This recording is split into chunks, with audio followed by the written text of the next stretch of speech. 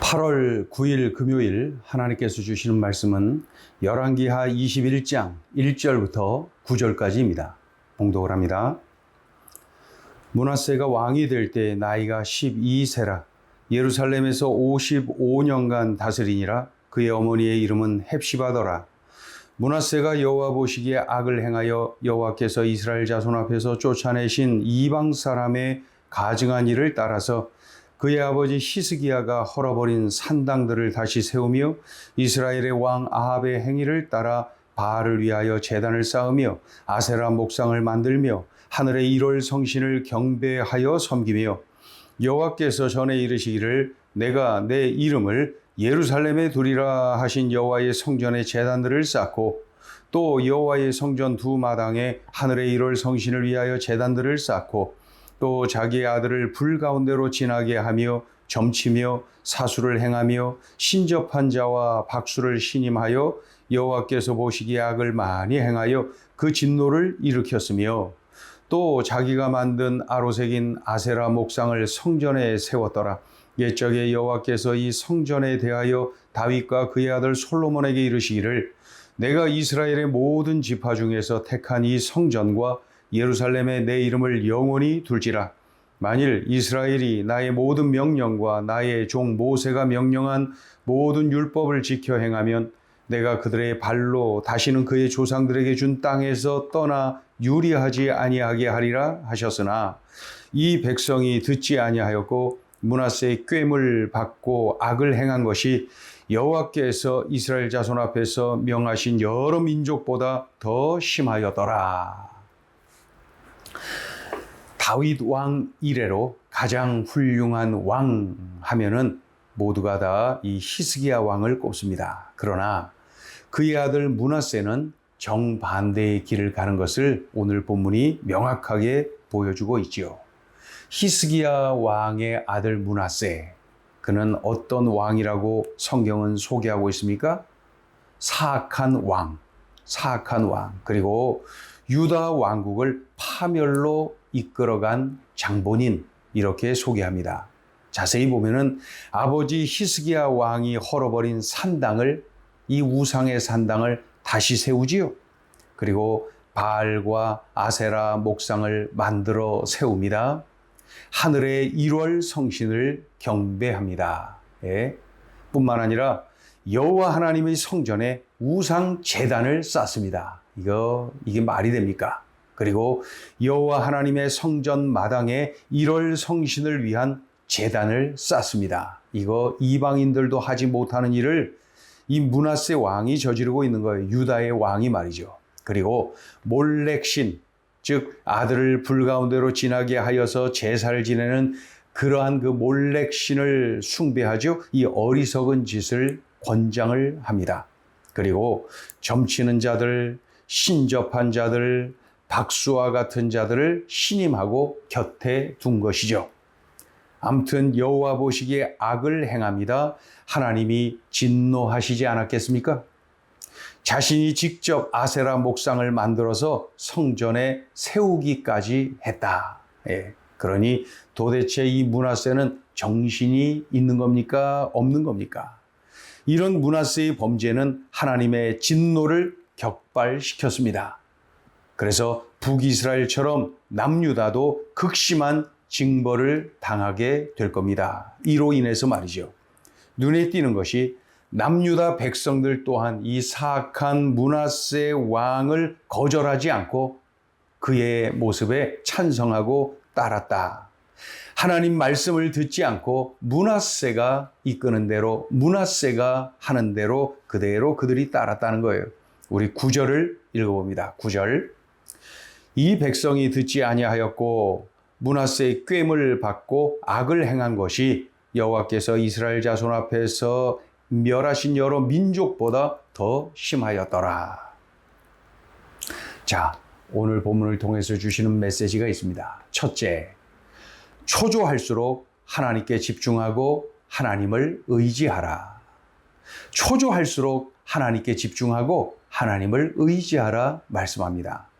이 므낫세 왕이 이토록 망가진 이유가 뭘까요? 초조해서 그렇습니다. 초조해서. 초조해서 그래요. 보세요. 어린 나이 12살에 왕이 되었으나 주변 국가들로 인한 두려움이 컸어요. 이 주변 강대국들이 얼마나 많습니까? 주변 강대국들 그 틈바구니에서 너무나도 초조하고 두려웠어요. 염려가 됐어요. 예. 그렇다면은 이때에 더더욱 하나님께 집중하고 더더욱 하나님을 의지했어야 되는데, 다른 나라들처럼 우상을 숭배합니다. 다른 나라들처럼 눈에 보이는 우상을 만들어 섬깁니다. 왜 그렇습니까? 초조해서 그래요. 초조해서. 그렇다면은 한번 나 자신을 한번 보세요. 나는 두려울수록, 염려가 될수록, 이 초조할수록 행여나 하나님이 아닌 다른 무언가를 더 의지하는 것은 아닙니까? 므낫세는 그러한데 나는 어떠냐는 거예요. 나는 어떠냐는 거예요. 우리가 꼭 명심해야 됩니다. 초조할수록 하나님께 집중, 초조할수록 하나님을 더더욱 의지해야 된다는 거죠. 예. 성경에 기록된 수많은 믿음의 선배들을 보면은 절망의 환경에서, 두려움의 환경에서, 초조한 환경에서 더더욱 하나님께 집중하고 더더욱 하나님을 의지하는 것을 봅니다. 그때 우리 하나님은 그것을 귀하게 여기시고 은혜를 베푸시고 책임져 주시고 인도해 주시고 놀라운 역전의 감격을 경험하도록 만드시죠. 오늘 우리에게 들려주신 이 음성을 꼭 기억해야 됩니다. 초조할수록 하나님께 집중하라. 초조할수록 하나님을 의지하라. 행여나 지금 나 자신의 삶 속에 깨달아지는 것이 있다면 그것을 꽉 붙잡아야 됩니다. 그리고 버릴 것 버려야 됩니다.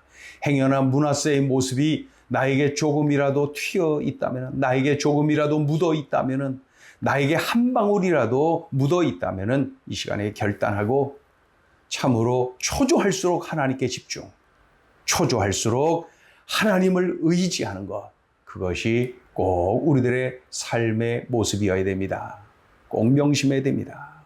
초조할수록 하나님께 집중, 초조할수록 하나님을 의지하는 것입니다. 자, 둘째 주시는 메시지입니다. 믿음의 계보가 흘러내려가도록 하라.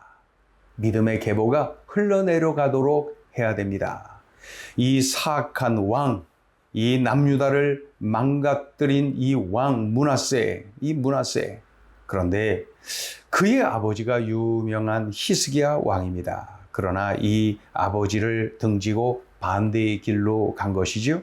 그런데 이 어린 나이 12살의 왕이 되었는데 그 이전부터 이 히스기야에게 선한 영향을 끼쳤던 이사야 선지자가 그 당시에 있었단 말이죠. 그러니 이 이사야 선지자에게 맡겼어야 됩니다. 이사야 선지자를 가까이 하도록 했어야 됩니다.